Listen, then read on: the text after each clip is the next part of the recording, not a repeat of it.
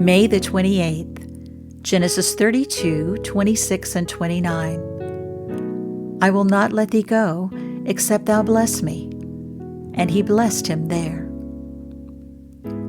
Jacob got the victory and the blessing not by wrestling, but by clinging. His limb was out of joint, and he could struggle no longer, but he would not let go.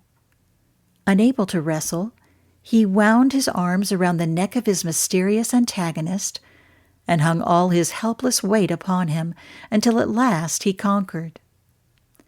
We will not get victory in prayer until we too cease our struggling, giving up our own will, and throw our arms around our Father's neck in clinging faith. What can puny human strength take by force out of the hand of omnipotence? Can we wrest blessing by force from God? It's never the violence of willfulness that prevails with God. It's the might of clinging faith that gets the blessings and the victories. It's not when we press and urge our own will, but when humility and trust unite in saying, "Not my will, but thine." We are strong with God only in the degree that self is conquered and is dead. Not by wrestling, but by clinging can we get the blessing.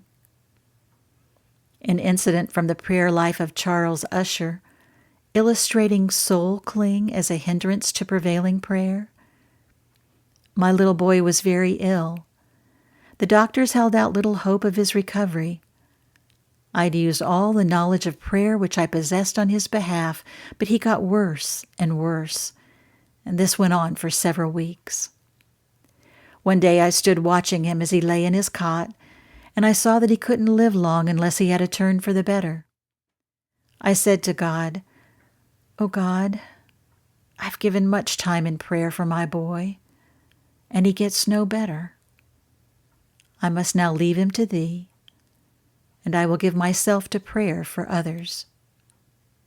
If it's thy will to take him, I choose thy will. I surrender him entirely to thee." I called in my dear wife and told her what I'd done. She shed some tears, but handed him over to God.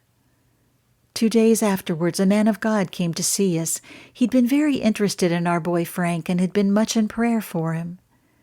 He said, "God has given me faith to believe that he will recover. Have you faith?" I said, "I've surrendered him to God, but I'll go again to God regarding him." I did. And in prayer I discovered that I had faith for his recovery. From that time he began to get better. It was the soul cling in my prayers which had hindered God answering. And if I had continued to cling and had been unwilling to surrender him, I doubt if my boy would be with me today.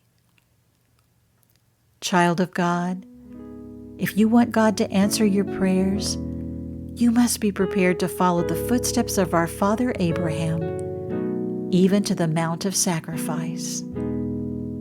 See Romans 4, verse 12.